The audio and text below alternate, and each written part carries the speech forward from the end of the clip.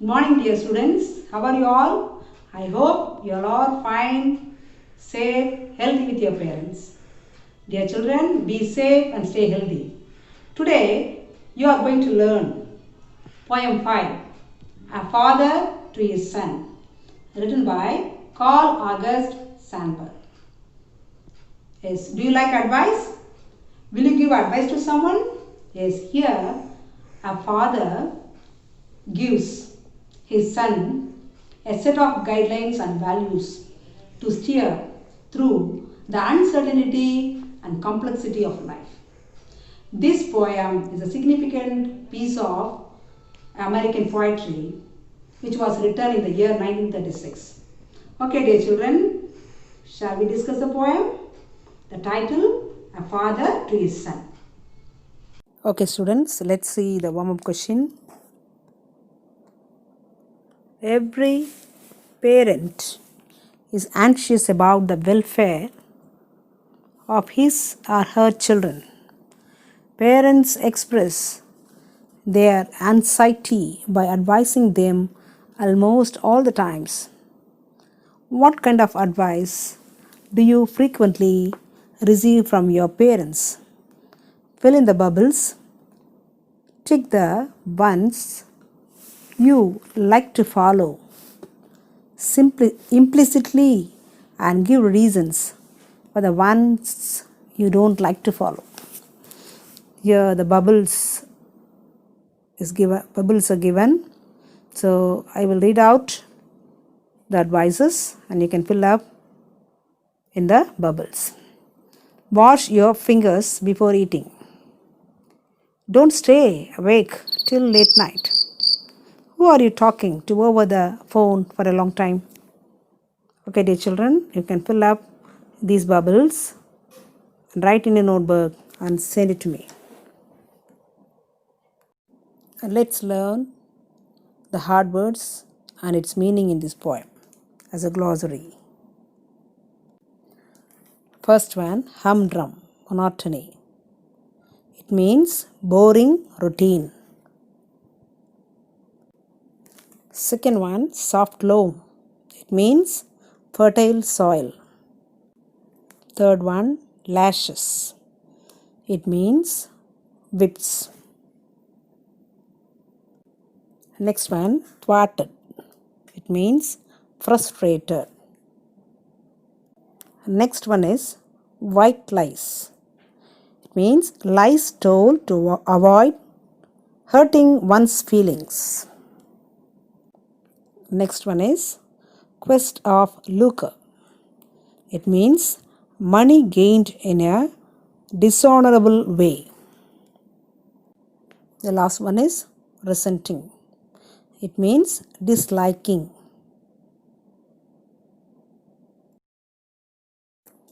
Let's learn about the author of this poem.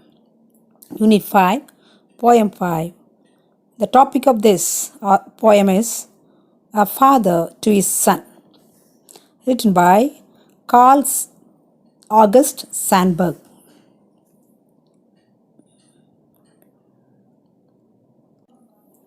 Carl August Sandburg was born on January 6, 1878, and he died July 22nd in the year 1967. He was an American poet, writer, and editor.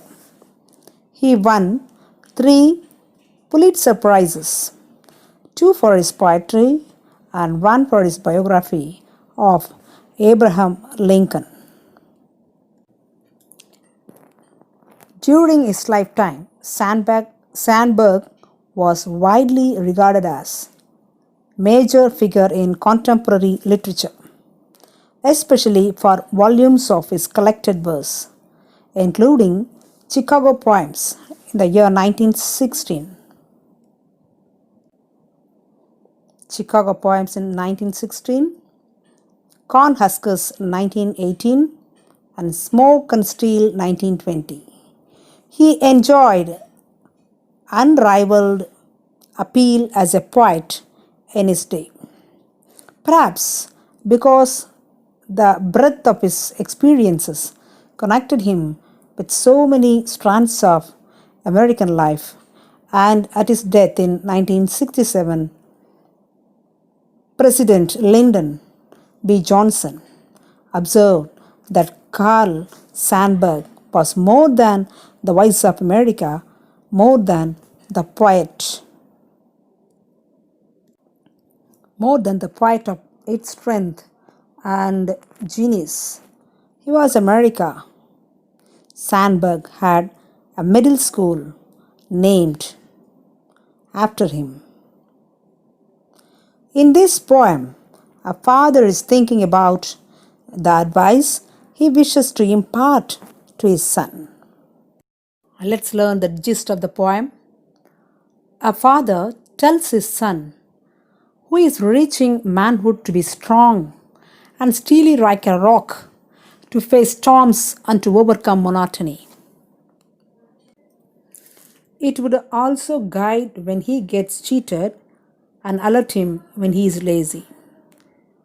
He advises him that life is like a fertile soil. One should be gentle and go easy. Rude people become gentle only when rudeness fails to achieve anything. Even the growth of a thin flower can break a rock. A strong will matters a lot. Need and ambition are a must in life, without which nothing comes. Too much money has killed men who lived dead years before their burial. Time is too precious to be wasted. Only fools waste time. Those who continue to be fools are shameless when they don't learn from their repeated mistakes. A close understanding of the world with many fools will teach him to be alone and understand himself, to be truthful about himself. Now, much ever he might like to protect others' feelings. Loneliness is creative for a strong mind. Final and great decisions are made in silent rooms. It is good to be different from others. It is natural and easy to be different. When physically lazy, let his mind seep into deeper intentions of finding his natural self. Then he would have the ability to understand words of the great thinkers, inventors, writers like Shakespeare, the Wright brothers, Pasteur, and Paula.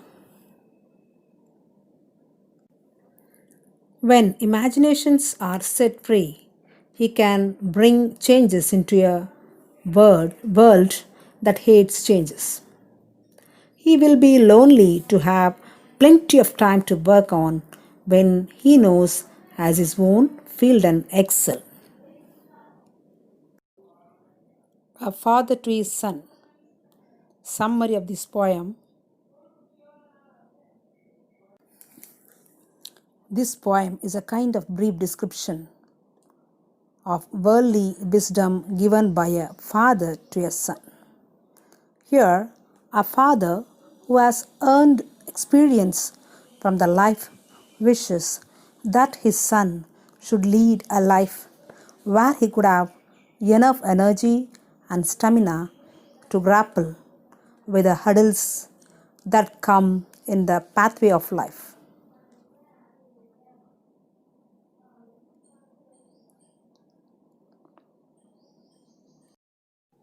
Okay, students, let's learn the detailed explanation of this poem.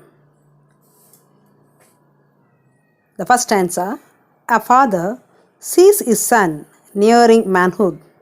What shall he tell that son? Life is hard, be still, be a rock. The meaning of the stanza is, a father sees his son at the threshold of manhood. He encourages his son to explore and take risks in life because he believes that life is fun. He motivates him to be hard like a rock and a steel. And this might stand him for the storms and serve him for humdrum monotony and guide him among sudden betrayals and tighten him for slack moments. The meaning of these lines: if he is hard, this would make him to withstand the challenges in his life and serve him to prevent boring routine in his life. It can also guide him among sudden betrayals. Betrayals means what? Falsehood.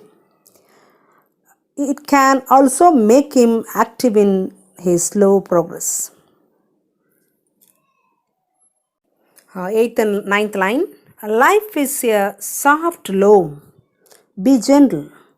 Go easy. And this too might serve him. The meaning of these lines: life is a fertile soil. We can make our life fruitful if we sow gentleness and take life as it comes. Next stanza from 10 to 15th lines. Brutes have been gentle where lashes failed. The growth of a frail flower in a path up has sometimes shattered and split a rock. A tough will counts, so does desire, so does a rich soft wanting. Without rich wanting, nothing arrives. So the meaning of these lines: at times gentleness overtakes harshness. Harsh people can be calmed by gentleness, where a whip will fail to do so. The growth of a tender flower can split a rock. One should have a strong willpower. That is more important in life. So, willpower. If we have the willpower, definitely you can achieve anything in this world. One should have a deep desire and strong will to achieve success. One should wish to become wealthy. Without wealth, nothing comes to us. That we know. To get things done, we need money. So, these are the meaning of these lines. 16 to 20th lines. Tell him too much money has killed men and left them dead years before burial. The quest of lucre beyond a few easy needs has twisted good enough men, sometimes into dry thwarted worms. So the last 16th to 20th lines meaning: but the greed for money has left men dead before they really die. Good men also have fallen prey in search for easy money. 21st to 23rd lines. Tell him time as a stuff can be wasted. Tell him to be a fool ever so often, and to have no shame over having been a fool.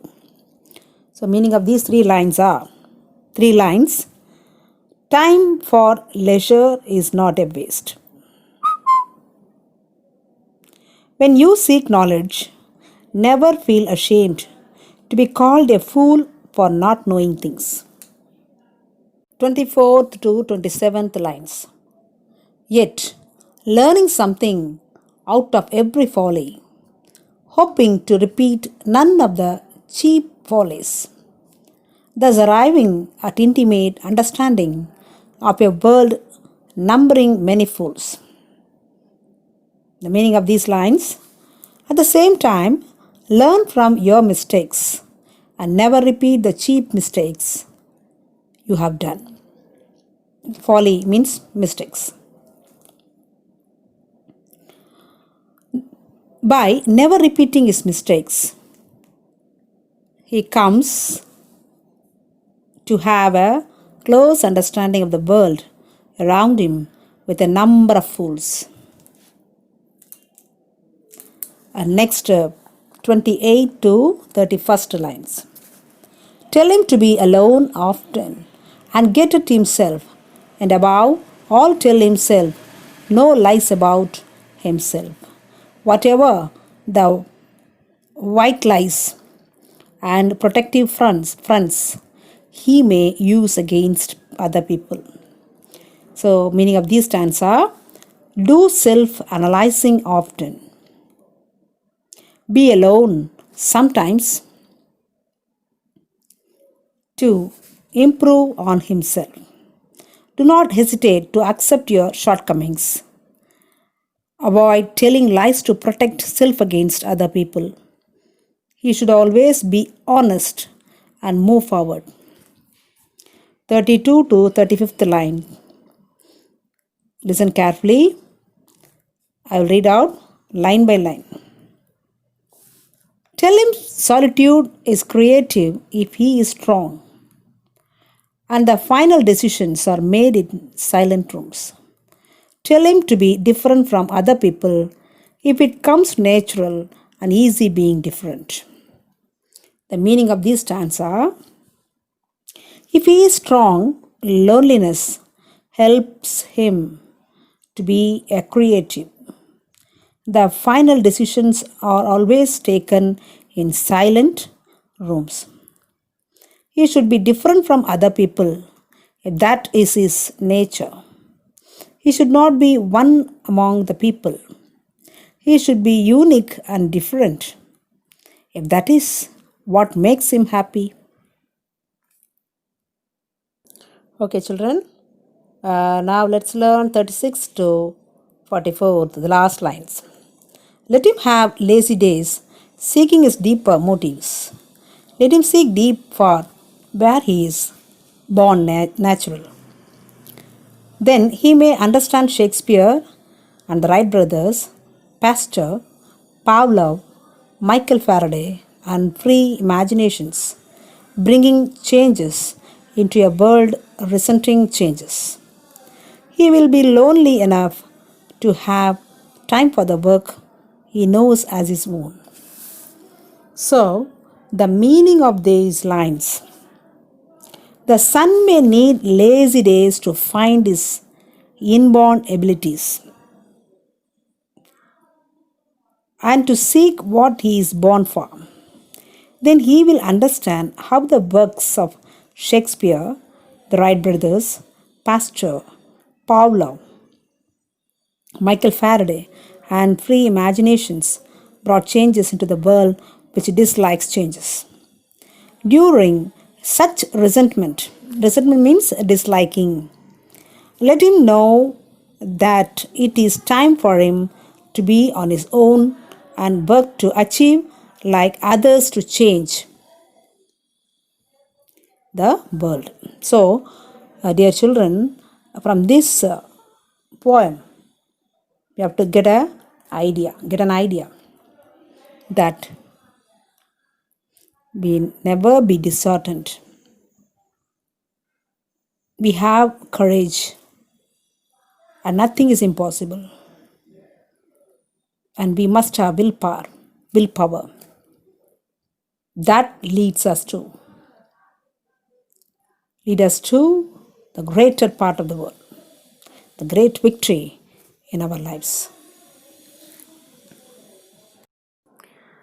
So now you are going to learn figure of speech in this poem, A Father to His Son, Unit 5, poem number 5. What is a figure of speech? I hope you would have learned in the lower classes. So, figure of speech is a word or phrase that possesses a separate meaning from its literal definition. Am I right?